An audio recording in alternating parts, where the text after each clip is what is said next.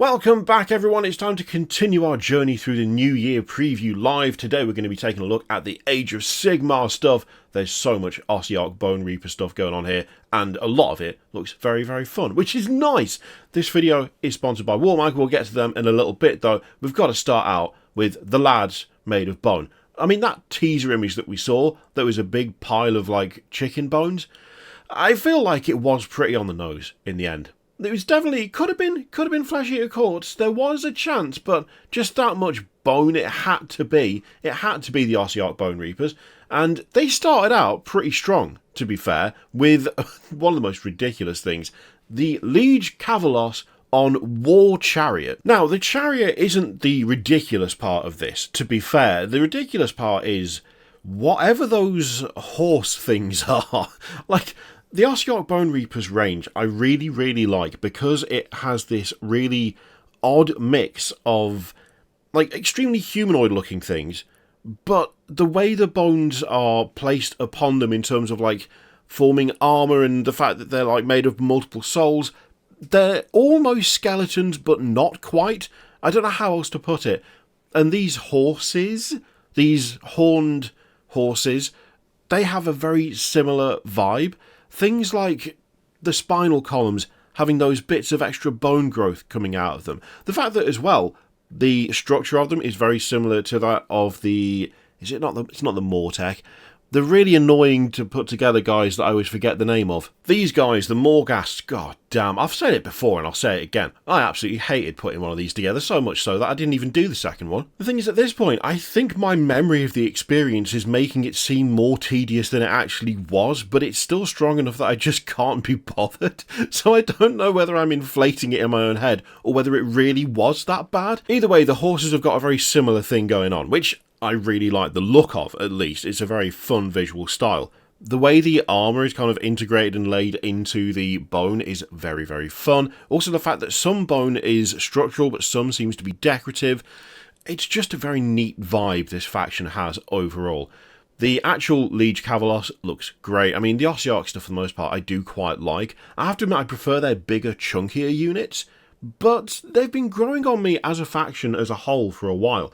The chariot, I will say, relatively normal. I mean, yes, it's made of bones, which you could argue is distinctly not normal, but the overall structure, it's not hugely outlandish, I don't feel like. It seems relatively sane, which, hey, not a complaint, but this is quite a mad faction when you look at a lot of the stuff they've got. I mean, they have a dude who is sitting cross-legged in a chair that walks for him. That by itself would be enough to think that the chariot would be a bit, you know, out there. But no, pretty standard in a way.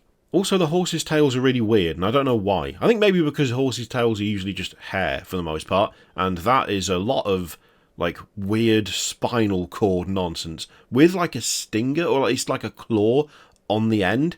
Just creepy and odd. We've got a return of the banner as well. I mean, admittedly, these are smaller banners, but they are still banners. I think the cloth on those banners is a little bit too jaggedy for my liking, actually. Now I'm looking at it, I like the cloth on the horses, I like the cloth on the dude, I really like the reins, they look great, but that's some very oddly angular, unnatural looking stuff going on with those two banners. I'm not a huge fan of that, but the rest of it I really, really like. That is a very fun unit. Now, this is a dual build kit, so we also have the option of creating a war chariot. So I've got two lads, one steering and whipping, one chucking spears.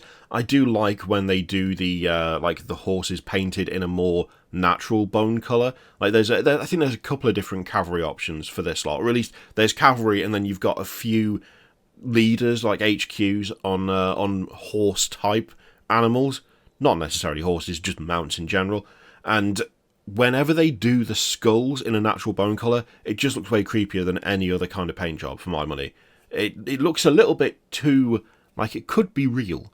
And especially when they've got those big horrible teeth. Like the one with the mouth open, it's just wrong. It's just wrong and it's just creepy as hell. I like the multiple weapon options as well. So we've got the spears, we've got the bow, and we've got a big old maul. That's nice, isn't it? Just clubbing the hell out of people as you drive past. Nice. Now, before we get on to the next lot, this video is sponsored by Warmag. Warmag is my favourite army transportation and storage system. Warmag uses the infinitely stackable, really useful boxes. You get one of their base sheets, which is designed to sit within the really useful box. You get one of their magnets that's designed to sit within the rim of the base of your miniature.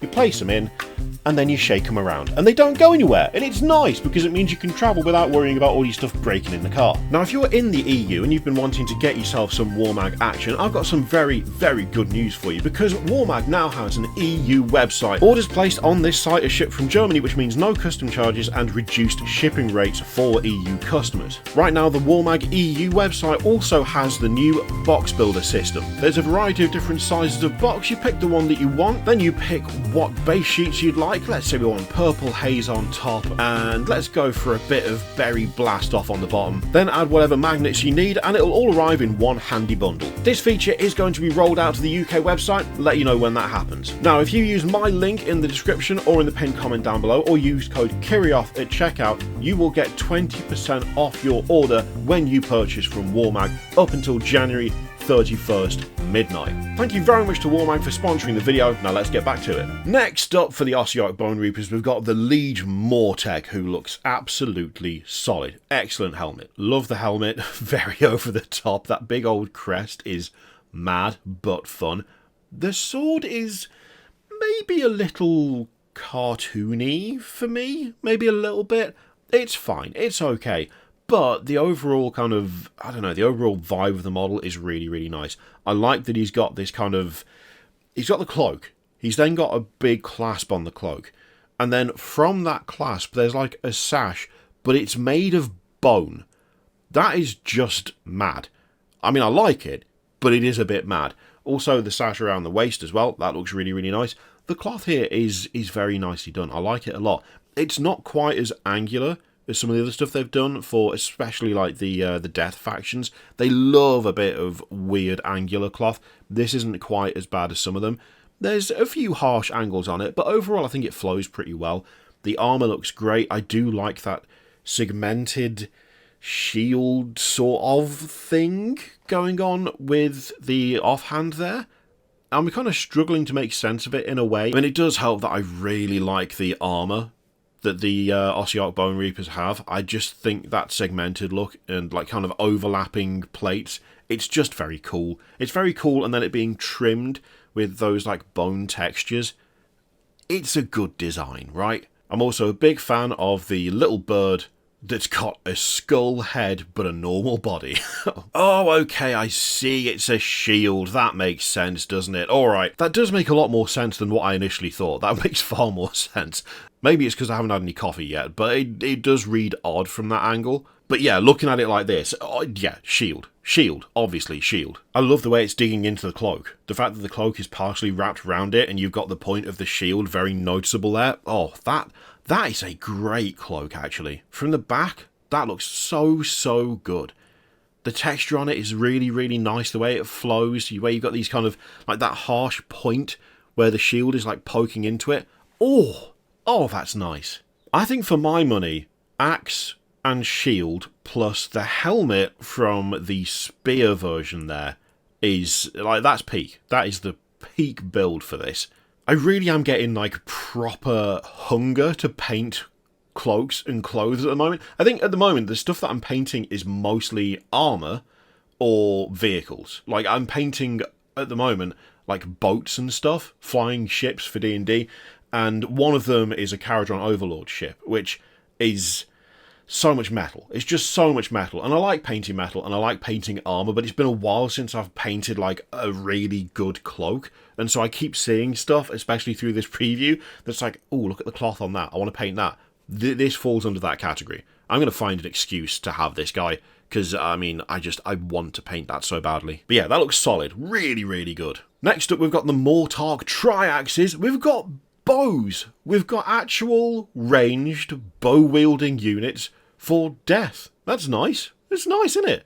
Definitely different from what you get from like Soulblight Gravelords. I don't think Nighthorn have got any ranged either, have they? Death as a faction overall is very sort of either slow march or fast run or fly into the enemy, or cast spells at them. In terms of just outright range stuff, there's not a huge amount. I really like the design of the heads on these. I mean, kind of weird in a good way. So it looks like we've got an eye on the right hand side, we've got an eye in the forehead, and then these big crests have got an additional eye on top.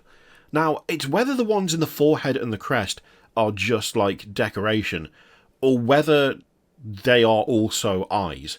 If they're also eyes, that's very fun, because that kind of implies that they have got a really interesting range of vision, which presumably enables them to be more accurate than a standard archer. At least that would be my assumption. Also, little bird made entirely out of bones. Hell yeah. Also, the little walking brazier that's got the fire for, I'm assuming, fire arrows. I mean, that would make the most sense, wouldn't it? That's a very cool touch. Oh, I do like these. I do like them. Some of the heads have got a hint of that Ossiarch goofiness that I'm not fully a fan of, but I think overall the design is really, really nice on these. The bodies look quite sturdy. The cloth that they've done over the top is nice. There's like a nice mix of armor and fabric and stuff. The fact that they have got these really odd setups on their faces, like they're not being an eye on the left hand side of the head. It's just a fun choice. It's just a fun choice. It's something different. It's something fun. The mix of arrows as well being either on fire or not on fire, that's a really nice touch. We've got definitely a few repeated poses, but overall, this is a good looking squad. This is a really good looking squad. Okay, so with bone grafted over one eye socket, a vertical row of eyes on the other side, and a unique third eye imbued with power by the Soul Masons, not to mention powerful Osseous bows, the Traxxas add a new dimension to the Ossiarch armies. Their extra eye can see an enemy's spiritual aura, allowing these archers to train their aim on targets before they break cover. Oh, that is fun. Okay, I like that.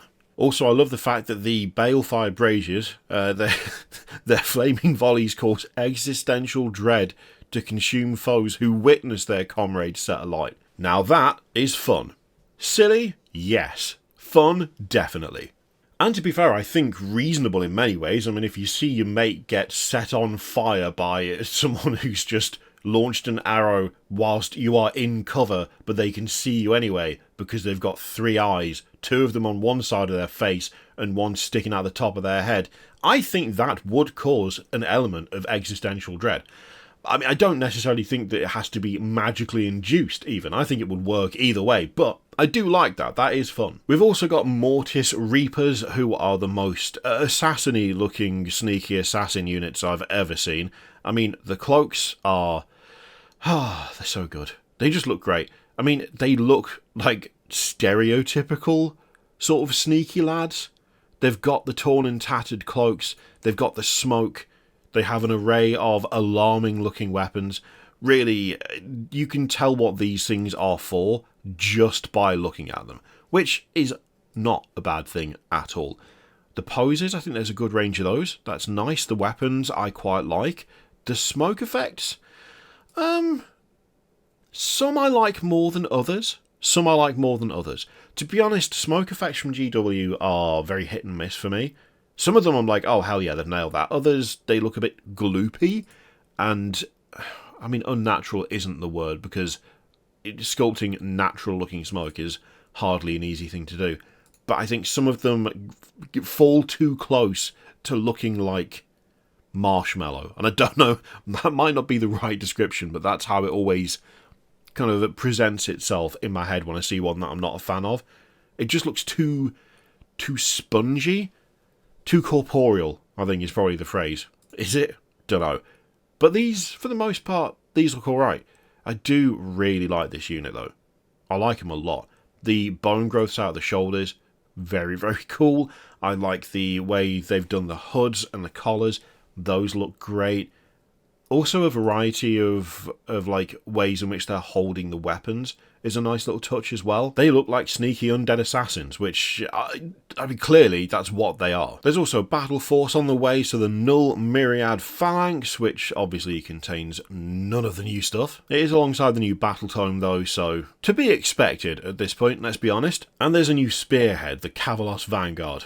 Just a shed load of mounted lads. Nice. Although, to be fair, there's some doggos and a couple of flying lads in there as well, so, you know, not all just lads on horse type things. Finally, there's also the Regiment of Renown, which is the Heralds of the Bone Tithe as well. Now, those guys, the lads with 2 arms, holding 1 weapon, they are some of my favourites. Absolutely love those. Solid. Now, it wasn't just Ossiarch Bone Reapers, we also had a couple of reveals for Tzeentch, and for Lumineth Realm-lords as well. So we're going to start with the Disciples of Tzeentch and the Fate Master, and I absolutely love this. This might be one of my favourite things they've shown off. Admittedly, when it comes to Tzeentch and it comes to a kind of like a herald or a champion of Tzeentch, there's not a huge amount of weird stuff going on, right? This is, I think it's fair to say, a deceptively normal looking dude. The helmet being a kind of mirror of the Tzeentch symbol is a very nice touch. The bird looks fantastic. The overall armour fits very well with the kind of Tzeentchian style. But we don't have a bunch of, you know, mutations or like weird changes going on. At the same time, I do think there is something a little unsettling about this model. I think the helmet adds a lot to that. That glaive definitely adds something to it because it looks relatively normal until you get to where the blade is attached to the hilt, where you've got this odd, unnecessary decoration that just doesn't need to be there but is. But then the rest of the blade looks relatively functional. I think it's a lot more subtle than perhaps we used to when it comes to Tzeentch stuff. But I really, really like it. I really like it. Whoever painted the bird has done a great job of convincing me that I will not be able to paint the bird that well, but I'm going to give it a go. It just really, really works for me. The vibe is threatening, distinctly threatening, mysterious. I mean, that works really nicely. Also, things like having that big old collar coming out of the breastplate, that's a nice touch. Also, the definition on the muscles is like, they really went to town there. But at the same time, this still looks like quite a lithe fighter. Not like a big old powerhouse. It looks like there's a deceptive amount of strength there, which I think probably is what they're aiming for, right? So they say that these Fate Masters command martial Arcanite forces conducting the Change God's military campaigns, and that although they are skilled duelists, they don't always fight fair, and they prepare deceptions long in advance, inviting enemy heroes to cut down illusions while they seize their true objectives elsewhere on the field. I think that description works super well for this. Oh, also that glaive, now we can see it a bit better, and you can see the carvings a bit better on it. Also, the point at the end being double-ended. Again, it's just like an odd thing of an additional growth or change that shouldn't be there but is. Oh, I like it. I like it a lot. Oh, there's a scroll attached to the back of the cloak as well. Man, this is a great model. This is really, really cool. No joke, this makes me want to do something sort of Tzeentch-esque. And I've never been that fussed about Tzeentch overall. This is kind of igniting a desire to do something a bit weird and wacky with that faction. Oh, I like it. I like it a lot. Something that I think is helping with that desire to do something a bit Tzeentchian is the fact that in the background, I already knew that the Argent Shards were here. And frankly, I absolutely love these. I think these look fantastic. They are creepy, they're weird, they are unsettling, they're just so well done. The weird energy vortexes going on underneath them look fantastic. The structures are fairly simple, but then you've got all these eyeballs that are poking out of them, these random holes. It's super unsettling. The one that is partially split apart, and there's all this, sinew and stuff on the inside. It's just so other. It's eldritch and creepy and weird. But at the same time, it's still kind of simple on the outside. I think these are so good. And again, the way they've been painted is just amazing. That blending between the blue and the sort of pinky purple across these, it's just so good. They look like something that has just appeared in reality, but they were never supposed to be here in the first place. They're just so good. Also, formed in pairs, the shards shift and phase in and out of reality, and when the foe destroys one, its twin can split in two, ensuring the disciples of Tzeentch can continue their arcane barrage. Ah, it's fun. It's fun. There is, of course, a new battle tome on the way as well, and a new Battleforce that is just chock full of demons. You know what, I've just realised something as well. I can't remember what channel this was, but I saw a video on YouTube the other day. I wish I could remember what channel it was. I'm going to go away and search for it after, and if I can find it, I'll put a comment in the comments, obviously, kind of directing you guys to it. But it was like something like painting with super glue, where they did like a base coat of white, but then did, I think it was like Caribou Crimson or something, but airbrushed it over. Before they did that shade though, they literally painted on super glue. Then they put the shade over the top, and then I think they used, it was either isopropyl alcohol or it was like white spirit or something. Actually, it probably wouldn't have been white spirit. I don't think that would do anything to do to super glue. But like they dotted it on, and it created this horrible but cool, like veiny texture. So you still had a bit of the shade, but it like pulled and created these vein structures across the flesh. I'm gonna go away and find what that was, but I'm looking at this box, and I'm like, it would be horrible and very, very fun to paint, like, pink and blue horrors like that. Like, if you really lent into it, they make them super pale, but covered in these horrible, blotchy veins, give them, like, a proper nasty skin tone. So they still had, like, a pink hue to them. Then do the similar thing with the blue horrors, but with a blue shade instead. That would look so good en masse. Like, that would be really, really fun. And now I want to do it. Now I really want to do it. And you, like, easily apply that, I assume, to, like, the warp flamers and stuff. Is it warp flamers? What are they called? No, it's just flamers, isn't it? Flamers and screamers as well. It would look so good on the screamers. The screamers are already creepy as hell, but doing that technique on those would look absolutely grim and gross. Oh man, I really want to do that now. I'm going to need to find that video first and go through it and make sure I understand it, but like, I just feel like that would look great. There's also a spearhead in the form of the Zangor Warflock, which, I mean, I don't like this box because it just reminds me of that time, like, 6 disco goats spawned in Space Marine 2 and caused absolute havoc, and it was just a pain in the arse to deal with. The stupid spinny attack where they chuck the disc at you, it gets old. It gets old real quick when it happens like 4 or 5 times in a row, you know? It's not as bad as the goddamn beam attack off the various thropes, which is still broken and bullshit, but that is quite a fun box. And I'm now looking at this as well, and I'm like, yeah, but you could apply the same technique to these, and they would look really, really unsettling. Kind of go a different direction with it, instead of going like full blue and turquoise and gold, doing like rusty metals, but doing the skin with that blotchy, veiny look would make for a very, very fun force.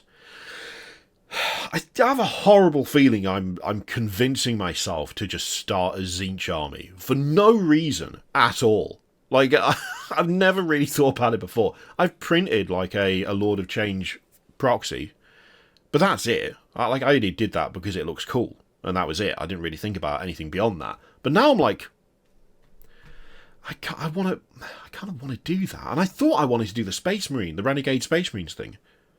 Like, I could combine both, kind of. Like a joint army. Make it Thousand Suns, kind of. Because then you still get to use the other stuff. Would you? I can't remember what Thousand Suns got access to. I should probably stop talking myself into it. That'd be a good idea, wouldn't it? This is the proxy I printed, by the way. I've had this done for a little while, but I've never got around to doing anything with it. This might be the thing to test that superglue painting theory on and see if it works. And if it works on this, it'll work on any of the other things. As you can see, instead of wings, it's got a bunch of hands. And the body is made of a bunch of hands and arms all linked together. And the legs are a bunch of arms and hands. It's so gross. It's so gross. I absolutely love it. It's so good. I'll put a link to it in the description down below. Yeah, look at that. I'm going to end up painting this, aren't I? I'm going to end up painting this, and then if this works, I'm going to end up doing the rest of it. Okay, well, I guess now I'm just committing to painting this in the style that I think would work for the rest of them, and then if it works, we'll go from there. Sure, why not? I mean, it means getting some paint on this, which I should probably do at this point, because God knows it's been long enough, but we'll see. We'll see. Depends how well it works, right? Let's not jump into anything. Let's paint the thing we already have before buying anything else. That's the sensible thing to do. Where am I going to put this now? Anyway, after a huge distraction event there, we've also got, for the Lumineth Realm-lords, Venari Lord Regent. Looks cool. Once again, back banners are in. Back banners are in. If you thought back banners were in 2025, we're off to a strong start with 2026, because they're all over the shop. And to be fair, I quite like this guy. I'm not a massive Lumineth Realm-lords fan, to be honest. I quite like most of the range, but some of it feels a bit fussy and overdone, which is a hilarious thing to say after just talking about this. How can I say some of them are a bit fussy and overdone? But I do like this model. I think the cloak looks really good. The armour always looks really nice on these guys. The design of the weapons is really fun as well. Like, overall, I think this is good. I think part of the thing that I struggle with sometimes is the helmets. The helmets can sometimes be a bit much, but then again, they are elves, and elves love a fancy hat. Eldar love a fancy hat. Drakari love a fancy hat. Dark elves love a fancy hat. They really like a fancy hat, just collectively. So, you know, if you're not on board with a big old fancy hat, then it's understandable that you might struggle with some of it, right? But that being said, this is a pretty cool model. I really like that sword. The sword looks fantastic. The way the armour flows is very nice. The shield also. I think that's a very fun looking shield. It's also not hugely over the top, like over decorated, which is, I don't know, I like it. There's also a battle tone for them, obviously, and I completely misread this as Battleforce Italian Warhost for a moment, so yeah, no, it's not that. I will say that the Lumineth Realm-lords absolutely nail like character models and HQs. They really, really do. All of them look insanely good. There's also a Huracan Vanguard Spearhead as well, which, again, look at the centerpieces there. They just look so good. I think actually looking at that, maybe the issue I have is when there's a bunch of plumes all in a row. For some reason my eyes just go straight to the plumes and don't really take in the rest of the models. I think that's probably the problem. I don't know what it is about it, but I just find myself scanning like the top of the head as opposed to the model as a whole. But I couldn't really tell you why that is.